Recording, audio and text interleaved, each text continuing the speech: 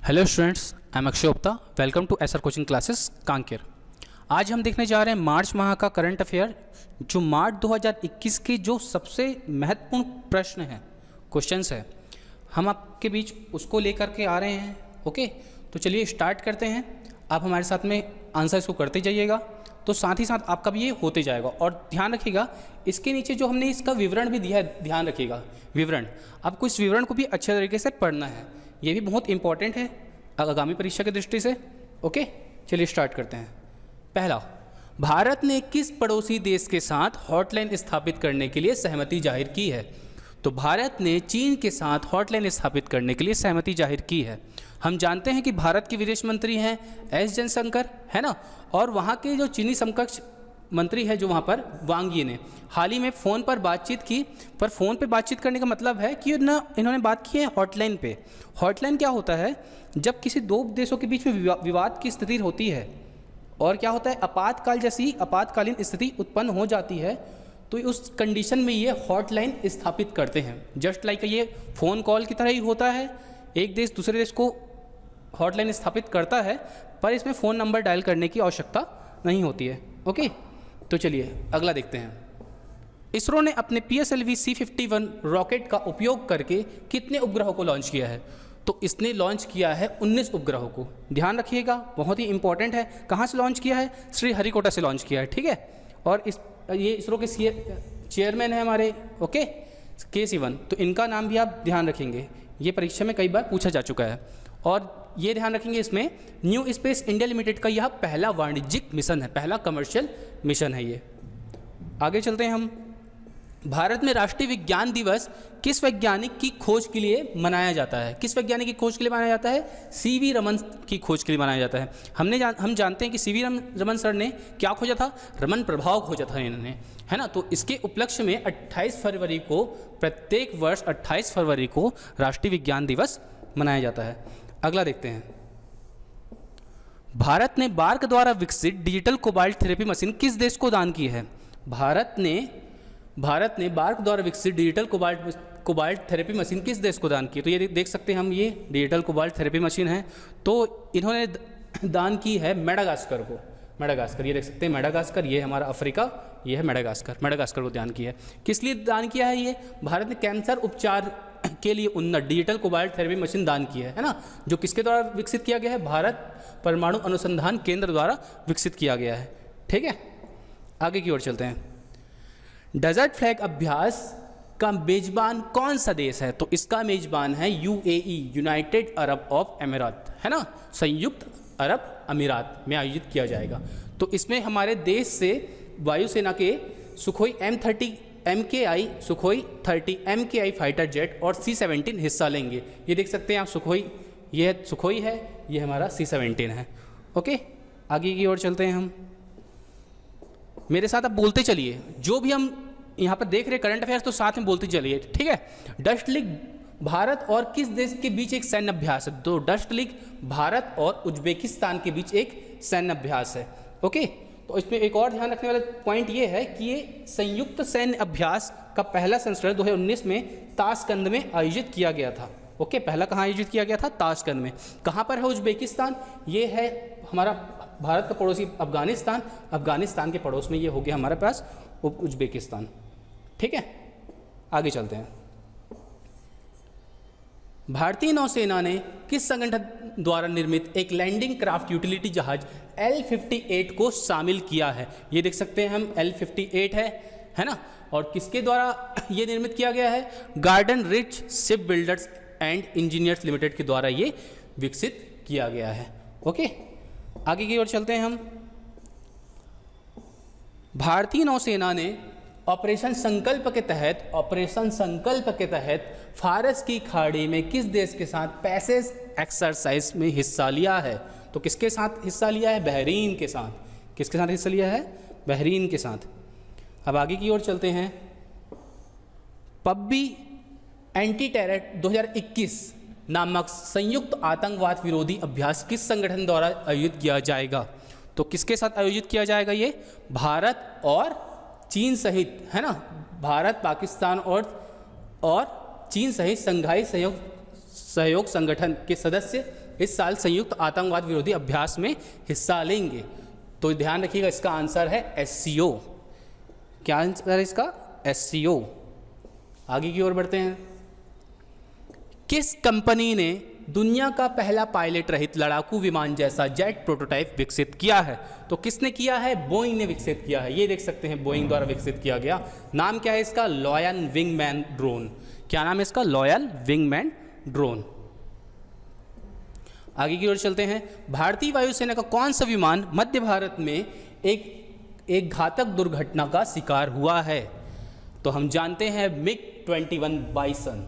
ये हमारे देख सकते हैं, ये MiG-21 बाइसन है। ये पूर्ण रूप से एक स्वदेशी डिजाइन है ना। और ये क्या करेगा? MiG-21 के पुराने बेड़ों को रिप्लेस करेगा। तो ध्यान रखेंगे, किसको रिप्लेस करेगा? MiG-21 को रिप्लेस करेगा। ओके, अगला देखते हैं। किस भारतीय राज्य ने हाल ही में स्थानीय लोगों के लिए 75% नौकरी, है ना, 75% निजी नौकरियों को आरक्षित करने के लिए विधेयक को मंजूरी दी है? ध्यान रखिएगा, निजी नौकरियों को। ओके, तो ये है हरियाणा। तो हरियाणा के राज्यपाल सत्यदेव नारायण आर्य ने राज्य के लोगों के लिए निजी क्षेत्र में नौकरियों में 75% नौकरी को आरक्षित करने बिल को मंजूरी दे दी है। हम जानते हैं, कोई भी बिल जब विधानसभा या लोकसभा या राज्यसभा में प्रस्तुत किया जाता है, उस समय तक वो बिल रहता है, अर्थात वो विधेयक होता है। जैसे ही उसमें राज्यपाल या हमारे राष्ट्रपति का हस्ताक्षर हो जाता है, तब वो एक एक्ट में परिवर्तित हो जाता है। किसमें परिवर्तित हो जाता है? एक्ट में, अर्थात वो का एक कानून बन जाता है। तो यहाँ पर भी ऐसा ही हुआ है, कुछ 75% निजी नौकरियों में आरक्षण दिया गया है। ओके, आगे की ओर चलते हैं हम। जम्मू में अरोमा मिशन के तहत किस जड़ी बूटी की खेती की जा रही है? तो किस जड़ी बूटी की खेती की जा रही है? लेवेंडर की खेती की जा रही है। ठीक है, ध्यान रखिए इस चीज़ को। तो 2016 में लॉन्च किए गए अरोमा मिशन के हिस्से के रूप में जम्मू कश्मीर में लेवेंडर की खेती की जा रही है। तो लेवेंडर क्या है? एक प्रकार का औषधि गुणों से युक्त एक सुगंधित जड़ी बूटी है। ध्यान रखेंगे, ये देख सकते हैं लेवेंडर। ओके, आगे की ओर चलते हैं हम। IC-LED का पूर्ण रूप क्या है? IC-LED का पूर्ण रूप क्या है? तो IC-LED का पूर्ण रूप है inter band cascade light emitting device. Just like ये LED का ये आगे का एक रूप है, ध्यान रख सकते हैं आप, है ना। ये काम क्या करेगा? ये मीथेन उत्सर्जन का पता लगाने के लिए कम लागत वाले सेंसर विकसित करने के लिए इसका उपयोग किया जा रहा है। क्या किसके लिए उपयोग किया जा रहा है? मीथेन उत्सर्जन का पता लगाने के लिए ना, ध्यान रखेंगे। किसके लिए? मीथेन उत्सर्जन का पता लगाने के लिए। नीचे इसका फोटो दिया गया है, आप देख सकते हैं। हम आगे बढ़ेंगे। भारत का सबसे बड़ा ग्राउंड बेस्ड ऑप्टिकल टेलीस्कोप किस राज्य में स्थापित किया जा रहा है? तो ये स्थापित किया जा रहा है उत्तराखंड में। किस किस के सहयोग से किया जा रहा है? ये इंडो बेल्जियम सहयोग से, है ना। भारत और बेल्जियम के सहयोग का प्रयास के द्वारा इसको स्थापित किया जा रहा है। आगे की ओर बढ़ते हैं। ADFOSC का पूर्ण रूप क्या है? ADFOSC का पूर्ण रूप क्या है? तो बताइए, इसका फुल फॉर्म है एरिस देवस्थल फेंट object spectrograph and camera. Okay, ये देख सकते हैं आप फोटो में, ये है। ये क्या वर्क करेगा? ये क्वासरों, आकाशगंगा आदि का पता लगाने में इससे मदद मिलेगी। इसके थ्रू हम इन सब का पता लगा सकते हैं, तो ध्यान में रखिएगा। आगे चलते हैं। 17वां नंबर, कोविड-19 टीकों को मित्र देशों तक पहुंचाने की भारत की पहल का नाम क्या है? तो ये बहुत ही इंपॉर्टेंट है दोस्तों, इसको ध्यान रखिएगा, ये बहुत ही इंपॉर्टेंट है। इसका नाम है वैक्सीन मैत्री। तो ये प्रारंभ हुआ था 20 जनवरी 2021 को प्रारंभ हुआ था, और इसको जो पहला खेप जो हमने भेजा था भारत से, ये भेजा था हमने भूटान और मालदीव, है ना, भारत और मालदीव भेजा था हमने कोविड-19 के टीके। उसके बाद हमने दूसरे देशों को भी भेजा है, बहुत सारे देश को हम भेज चुके हैं, तो बहुत ही इंपॉर्टेंट है, ध्यान रखिएगा। हम देखते हैं 18वां, नागरहोल टाइगर रिजर्व भारत के किस राज्य केंद्र शासित प्रदेश में स्थित है? तो ये स्थित है कर्नाटक। अब हम इसे यहाँ पर क्यों पढ़ रहे हैं? क्योंकि हाल ही में नागरहोल टाइगर रिजर्व में क्या लग गया था? आग लग गई थी। क्या लग गई थी? आग लग गई थी नागरहोल टाइगर रिजर्व में। और ये कहाँ पर स्थित है? कर्नाटक में स्थित है। ओके, और ये किसका हिस्सा है? नीलगिरी बायोस्फीयर रिजर्व का ये एक हिस्सा है। ठीक, अगला चलते हैं, सिमलीपाल बायोस्फीयर रिजर्व किस भारतीय राज्य में स्थित है? तो ये स्थित है उड़ीसा में।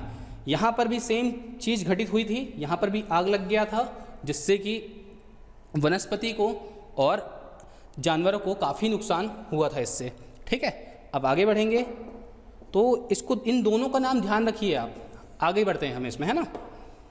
हाल ही में किस एनजीओ ने वैश्विक राजनीतिक अधिकारों और स्वतंत्रता पर अपनी वार्षिक रिपोर्ट प्रकाशित की है? तो किसने प्रकाशित की है? फ्रीडम हाउस ने प्रकाशित की है। ये अमेरिका सरकार द्वारा वित्त पोषित एजेंसी है, मतलब इसको जो फाइनेंस जो करता है वो कौन करती है? अमेरिका सरकार करती है, और ये रिपोर्ट बनाती। तो इसने रिपोर्ट बनाया है कि वैश्विक राजनीतिक अधिकारों और स्वतंत्रता पर अपनी एक वार्षिक रिपोर्ट तैयार की है।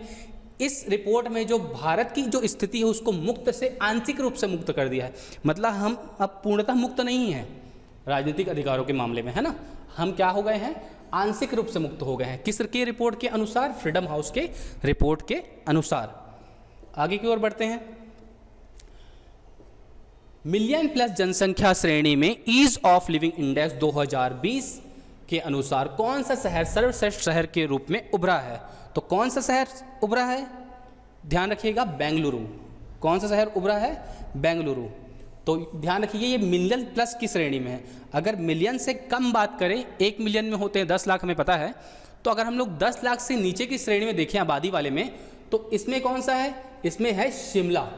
शिमला, है ना, 10 लाख से कम आबादी वाले में। अगला देखते हैं, बाव धान की खेती किस भारतीय राज्य में की जाती है? तो बाव धान की खेती असम राज्य में की जाती है। अब देखिए, बाव धान लाल चावल की एक किस्म है जो लोहे से समृद्ध होती है। छत्तीसगढ़ में भी त्योहारों में लाल चावल खाना एक प्रचलन है। ठीक है, तो इसमें देखते हैं और इम्पोर्टेंट क्या है।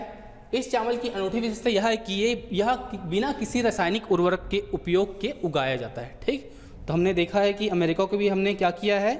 निर्यात किया है लाल चावल। अगला देखते हैं, हाल ही में प्रकाशित नगर पालिका प्रदर्शन सूचकांक जिसको बोलते हैं MCI, म्युनिसिपल परफॉर्मेंस इंडेक्स के अनुसार कौन सा शहर मिलियन प्लस शहरों की श्रेणी में पहले स्थान पर है ना। मिलियन प्लस की बात हो रही 10 लाख से अधिक, तो 10 लाख से अधिक की बात करें तो इंदौर है। 10 लाख से कम श्रेणी की बात करें तो नई दिल्ली की नगर पालिका पहले स्थान पर है। देखिए, मिलियन प्लस में इंदौर, 10 लाख से अधिक, 10 लाख में कम दिल्ली।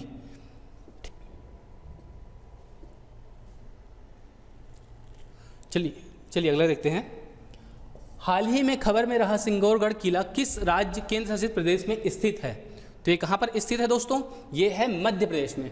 हमने देखा था कि हाल ही में भारत के राष्ट्रपति रामनाथ कोविंद ने मध्य प्रदेश में दमोह जिले में स्थित सिंगौरगढ़ किले का क्या किया था? दौरा किया था। तो इस दौरान क्या हुआ था? राष्ट्रपति ने भारतीय पुरातत्व सर्वेक्षण के नवगठित जबलपुर सर्कल का उद्घाटन भी किया। जबलपुर सर्कल का उद्घाटन भी किया। तो बहुत ही इंपॉर्टेंट दोस्तों, ध्यान रखिएगा, जब भी कोई प्रधानमंत्री या राष्ट्रपति किसी राज्य में किसी विशेष राज्य विशेष में कहीं किसी का दौरा करता है तो वो आगामी परीक्षा के लिए बहुत ही इंपॉर्टेंट हो जाता है। अगर आप कहीं ऐसा कुछ और प्रश्न देखते हैं तो उसे जरूर हल कीजिए। भारतीय नौसेना के जहाज INS कुलिस और INS सुमेधा ने पहली बार किस देश के बंदरगाह का दौरा किया है? तो हम जानते हैं कि इन्होंने बांग्लादेश का दौरा किया है। हम जानते हैं कि इस वर्ष जो बांग्लादेश है स्वर्णिम विजय वर्ष मना रहा है, और इसके तहत उन्होंने मुख्य अतिथि के रूप में भारत के PM नरेंद्र मोदी को मुख्य अतिथि के रूप में बांग्लादेश आमंत्रित किया है। तो यहाँ ये है क्या? हम जानते हैं कि 1971 में भारत पाकिस्तान का युद्ध हुआ जो 13 दिनों तक चला था। 16 दिसंबर को ये समाप्त हुआ था, और इसमें भारत ने पाकिस्तान के विरुद्ध, है ना, जीत हासिल की थी। तो इसी कारण जो है 16 दिसंबर को विजय दिवस के रूप में मनाया जाता है। तो नीचे ये जहाज, दोनों जहाज के नाम ये दिए हुए हैं, देखिए फोटो दिए हुए हैं हमने, तो आप देख सकते हैं दोनों जहाज। अगला चलते हैं, BWF स्विस ओपन सुपर 300 में किस बैडमिंटन स्टार ने स्वर्ण पदक जीता है? तो इन्होंने जीता है कैरोलिना मार्लिन ने। इन्होंने किसे हराया है? इन्होंने PV सिंधु को हराया है। ध्यान रखिएगा, ये है हमारी PV सिंधु, भारत की ओर से इन्होंने नेतृत्व किया था। आगे की ओर चलते हैं, किस टेक्नोलॉजी कंपनी ने किस टेक्नोलॉजी कंपनी ने भारत में women will web portal web platform launch किया है? तो किसने लॉन्च किया है? गूगल ने लॉन्च किया है। किसने लॉन्च किया है? गूगल ने। आगे की ओर बढ़ते हैं।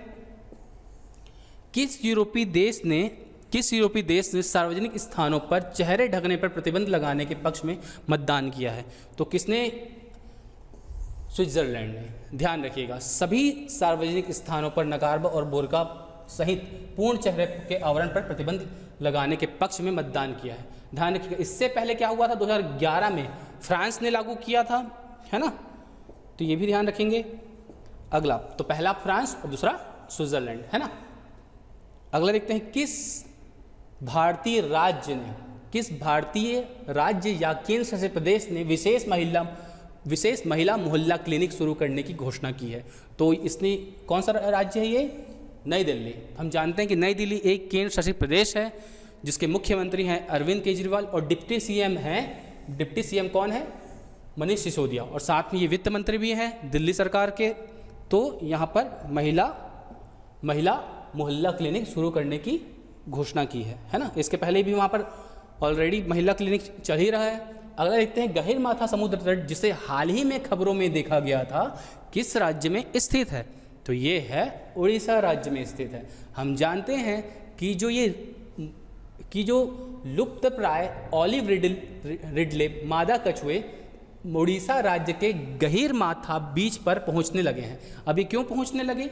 क्यों यहाँ पर ये पहुँच कर अंडा दे रहे हैं, है ना? और हमने देखा था कि लॉकडाउन में भी ये काफ़ी मात्रा में पहुँचे थे यहाँ पर और ये अंडा वहाँ पर दिए थे। और हम जानते हैं कि यह अंडे देने के लिए इस प्रजाति का दुनिया का सबसे बड़ा ज्ञात स्थान है। तो ध्यान रखिएगा, गहीरमाथा कहाँ पर? उड़ीसा। गहीरा। पहला, इसरो ने उपग्रह डेटा का उपयोग करके वायु गुणवत्ता निगरानी के लिए किस देश की अंतरिक्ष एजेंसी के साथ साझेदारी की है? तो किस देश की अंतरिक्ष एजेंसी के साथ साझेदारी की है? जापान की। देखो, इसरो, इसका फुल फॉर्म ध्यान रखेंगे, भारतीय अंतरिक्ष अनुसंधान संगठन, है ना? इसरो का फुल फॉर्म। इसने किसके साथ साझेदारी की है? इन्हें साझेदारी की है जाक्सा के साथ। ये जापान की एरोस्पेस कंपनी है, ध्यान रखिएगा। तो इसके साथ साझेदारी की है। भारत ई मार्केट किस निकाय द्वारा लॉन्च किया गया ई कॉमर्स पोर्टल है? तो भारत ई मार्केट कैट के द्वारा लॉन्च किया गया, CAIT कैट। क्या है इसका फुल फॉर्म? कैट का confederation of all India traders. Okay, इसका फुल फॉर्म। तो ये ध्यान रखिएगा स्टूडेंट्स। आगे की ओर चलते हैं हम। भारत ने हाल ही में मार्च 2021 में किस संगठन के पहले ऐतिहासिक वर्चुअल शिखर सम्मेलन में भाग लिया है? तो भारत ने क्वाड, किस में भाग लिया है? क्वाड। तो हमने देखा था कि क्वाड में कौन कौन से देश शामिल हैं, हम जानते हैं। चलिए स्टार्ट करते हैं। इसमें देखिए कौन कौन है। प्रधानमंत्री नरेंद्र मोदी, मतलब भारत भी शामिल है, अमेरिका के राष्ट्रपति जो बाइडेन, ऑस्ट्रेलिया के प्रधानमंत्री स्कॉट मॉरिसन और जापानी प्रधानमंत्री योशिहिदे सुगा के साथ क्वाड नेताओं के पहले ऐतिहासिक वर्चुअल शिखर सम्मेलन में भाग लिया है। ओके, तो आगे की ओर चलते हैं अब। काला नमक चावल महोत्सव किस राज्य में आयोजित किया जाएगा?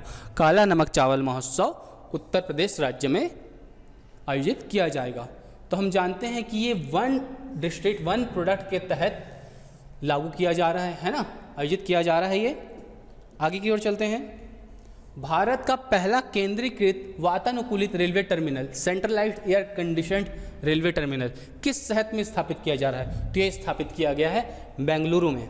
हम जानते हैं कि बेंगलुरु में जो मेट्रो के हैं कोच भी बनते हैं, तो वो भी आप ध्यान में रखिएगा। और ये किनके नाम पे होगा? ये भारत रत्न एम विश्वेश्वरैया के नाम पर होगा। आगे चलते हैं। संस्कृति मंत्री की अध्यक्षता में अगले 2 वर्षों तक किस भारतीय नदी का अध्ययन करने के लिए एक सलाहकार समिति का गठन किया गया है? तो किस नदी का अध्ययन करने के लिए सलाहकार समिति का गठन किया गया है? सरस्वती नदी का। हम जानते हैं कि सरस्वती का एक पौराणिक महत्व भी है और जो इलाहाबाद में 3 नदियों का संगम होता है उसमें से सरस्वती भी एक है। तो आप ये भी डेटा साथ में देखते हुए चलिएगा। अखिल भारतीय पर्यटक वाहन प्राधिकरण और परमिट नियम किस तारीख से लागू होंगे? तो ये लागू होंगे 1 अप्रैल 2021 से।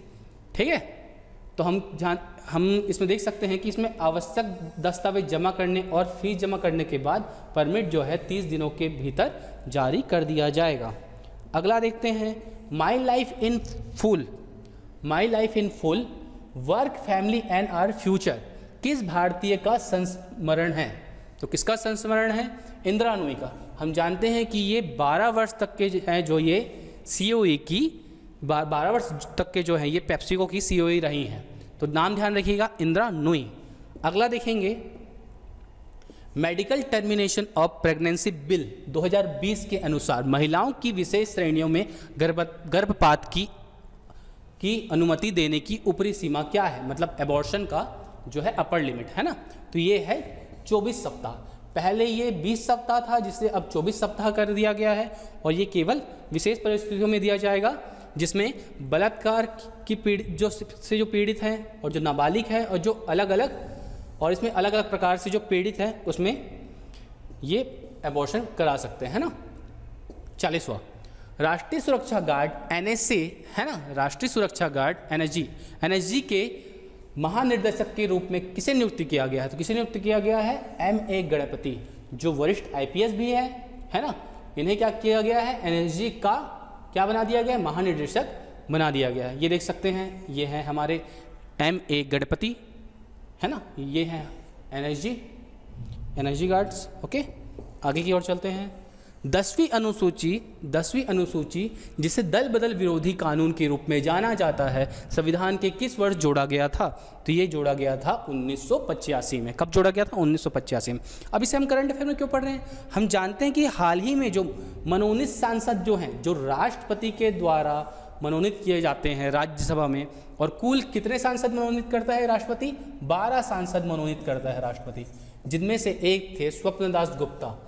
इन्होंने क्या किया? अपने कार्यकाल पूरा होने से ही 1 वर्ष पूर्व राज्यसभा से इस्तीफा दे दिया, क्योंकि हुआ क्या था, हाल ही में पश्चिम बंगाल विधानसभा चुनाव में उम्मीदवार के रूप में इन्हें नामित किया गया था। और हम जानते हैं कि एक जो राज्यसभा सांसद होता है प्रथम 6 माह में, जब शपथ लेने के प्रथम 6 माह में ही वो किसी राजनीतिक पार्टी को ज्वाइन कर सकता है, उसके बाद नहीं। उसके बाद अगर ज्वाइन करता है वो, तो उसके ऊपर दल बदल कानून के तहत कार्रवाई हो सकती है। तो इसी के कारण इन्होंने अपने इस्तीफा दे दिया। तो ध्यान रखिए, कब लागू किया गया था इसे? किस वर्ष जोड़ा गया था 10वीं अनुसूची में? 1985 में। तो बहुत ही इंपॉर्टेंट है ये। अगला देखेंगे, केंद्रीय स्वास्थ्य मंत्रालय द्वारा प्रदान की जाने वाली टेलीमेडिसिन सेवा का नाम क्या है? तो क्या नाम है? ई-संजीवनी नाम है। क्या नाम है? ई-संजीवनी। आगे की ओर देखते हैं, Indian oil corporation Phinergy JV electric वाहनों के लिए बैटरी बनाने के लिए किस धातु के साथ लिथियम को रिप्लेस करेगा? तो कौन सा धातु है ये? ये है एल्यूमिनियम।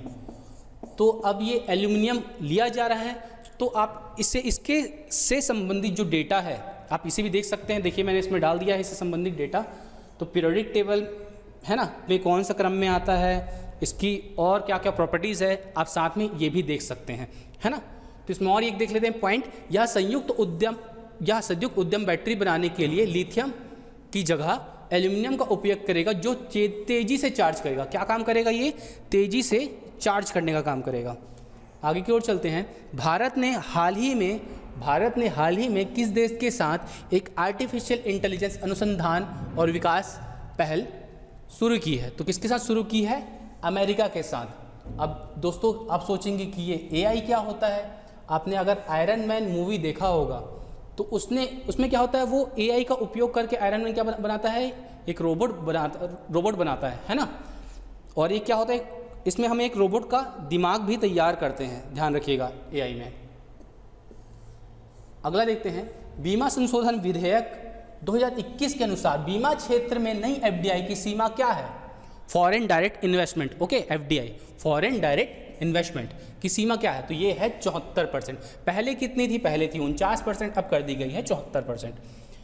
अगला देखेंगे, नीति आयोग ने क्लाउड कंप्यूटिंग पर छात्रों को प्रशिक्षित करने के लिए किस कंपनी के साथ साझेदारी की है? तो इसने साझेदारी की है अमेजन के साथ। किसके साथ? अमेजन के साथ। ओके, अगला देखते हैं, पिछले 2 वर्षों में कौन सा देश अपना चौथा संसदीय चुनाव करा रहा है? तो देखिए, चौथा कितने 2 वर्षों में ही चौथा संसदीय चुनाव हो रहा है। कौन करवा रहा है? इजराइल।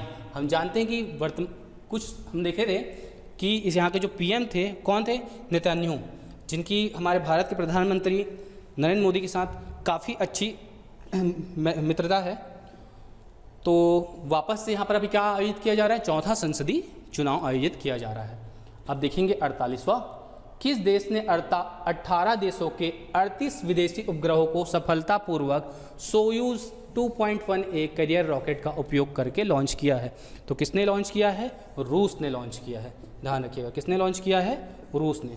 है कौन सा राज्य म्यांमार के साथ 510 किलोमीटर की सीमा साझा करता है? तो ये कौन सा राज्य है? मिजोरम।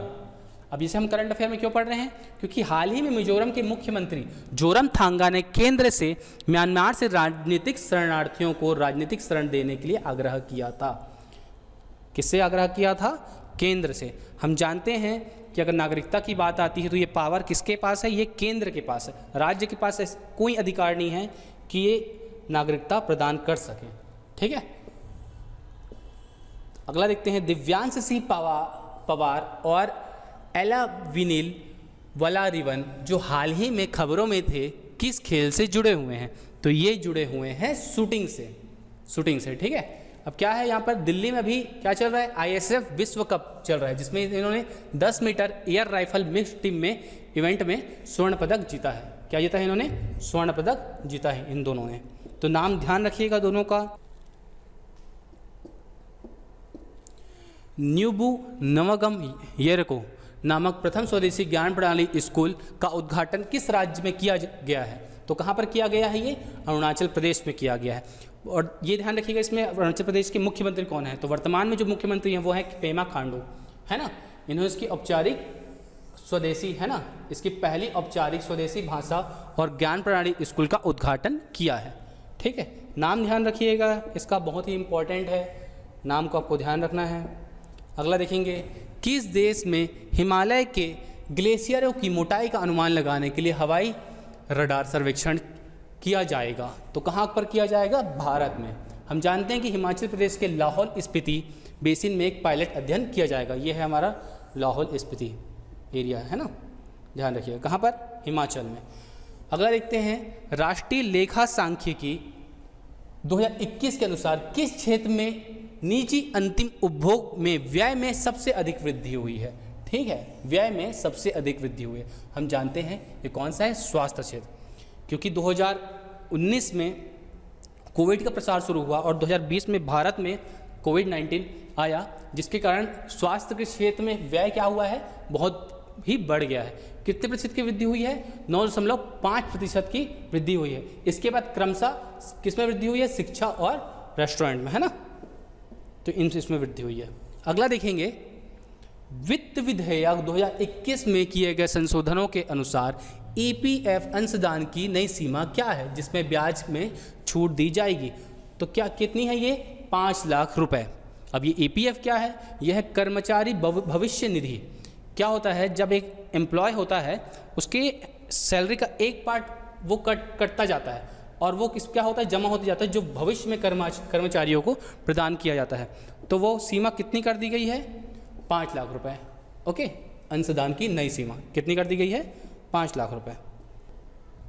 चलिए अगला देखते हैं, रक्षा के संदर्भ में वज्र क्या है जिसे हाल ही में खबरों में देखा गया? तो रक्षा के संदर्भ में वज्र क्या है? एक अपतटीय गश्ती पोत, ऑफशोर पेट्रोल वेसल, जो पेट्रोलिंग का काम करता है, गश्त लगाता है ना।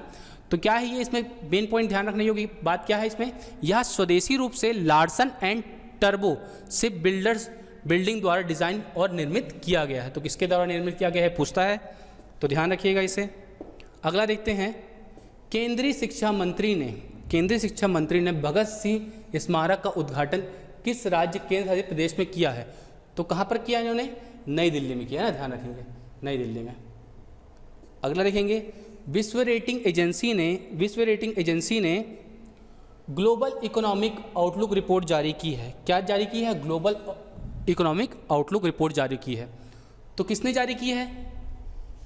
फिच रेटिंग ने, है ना, किसने जारी की है? फिच ने जारी किया है।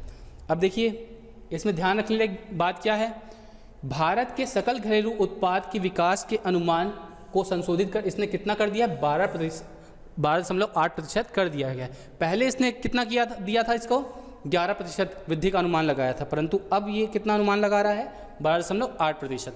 देखिए अब ध्यान रखिए, विश्व में क्रेडिट रेटिंग एजेंसी मुख्यतः वो 3 प्रकार की है। पहला है मूडी, दूसरा है S&P, तीसरा है फिच। अब मूडी जो है उसका हेडक्वार्टर कहाँ पर है, ये world trade centre New York city में है ना, और S&P का कहाँ है, स्टैंडर्ड एंड पुअर्स का हेडक्वार्टर न्यूयॉर्क सिटी में, और फिच का कहाँ पर है, न्यूयॉर्क, इसका हेडक्वार्टर इसका न्यूयॉर्क US लंदन है ना, और इंग्लैंड और UK में है।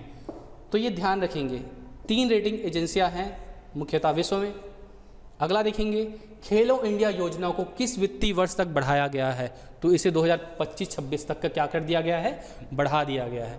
कुल बजट इसके लिए कितना है, इसके लिए 2021 में बजट जो है 657.71 करोड़ रुपए आवंटित किया गया है, तो ध्यान रखिएगा इसे भी। अगला देखते हैं, SBI की हालिया रिपोर्ट के अनुसार भारत की दूसरी कोविड लहर कितने दिनों तक चल सकती है, तो दूसरी लहर इन्होंने जो बताया है ये 100 दिन तक चल सकती है। कितने दिनों तक चल सकती है, 100 दिनों तक के। तो ध्यान रखिएगा, इसमें एक और पॉइंट जो है कि ये बैंक के मुख्य आर्थिक सलाहकार सौम्य कांति घोष द्वारा लिखित SBI की शोध रिपोर्ट के अनुसार दूसरी लहर की अवधि 15 फरवरी से 100 दिनों तक हो सकती है। इस रिपोर्ट में यह भी कहा गया है कि टीकाकरण की गति बढ़ाना कोविड-19 लड़ने से एकमात्र तरीका नहीं है। अर्थात अगर यदि आपको टीका लग चुका है या टीका नहीं लगा है तो ध्यान रखिए, मास्क पहनना ही है। टीका लगने के बाद भी मास्क पहनना जरूरी है। अगला देखते हैं, किस देश की संसद ने अपने वर्तमान राष्ट्रपति को 2024 से 2 और कार्यकालों के लिए सक्षम बनाने के लिए एक विधेयक पारित किया है। तो किसने पारित किया है, रूस ने। ध्यान रखिएगा, रूस में जो वर्तमान राष्ट्रपति हैं वो कौन है, पुतिन है। कौन है, व्लादिमीर पुतिन। अमेरिका में ये प्रावधान है कि कोई भी जो राष्ट्रपति है वो 2 कार्यकाल तक ही रहेगा, अर्थात वहाँ जो एक कार्यकाल होता है वो 6 वर्ष का होता है, 2 कार्यकाल अर्थात 12 वर्ष तक के। उसके बाद वो दोबारा राष्ट्रपति नहीं बन सकता। पर हाल ही में क्या किया है, इन्होंने संशोधन किया है, एक विधेयक पारित किया गया है, जिसके बाद अब अगर व्लादिमीर पुतिन चाहें तो और 12 साल, आगे के 12 साल क्या कर सकते हैं, राष्ट्रपति पद के दावेदार रह सकते हैं। अगला राष्ट्रपति चुनाव भी ये लड़ सकते हैं। ओके, ऑलरेडी इन्होंने 2 टर्म अपना कंप्लीट कर लिया है। तो यहाँ हमारा मार्च 2021 का करंट अफेयर ख़त्म होता है। दोस्तों, कोशिश करेंगे कि आपके लिए ऐसे वीडियो बनाते रहें। अगर आपको ये वीडियो अच्छा लगा तो ज़्यादा से ज़्यादा शेयर कीजिए, लाइक कीजिए और सब्सक्राइब करना ना भूलिएगा। Thank you.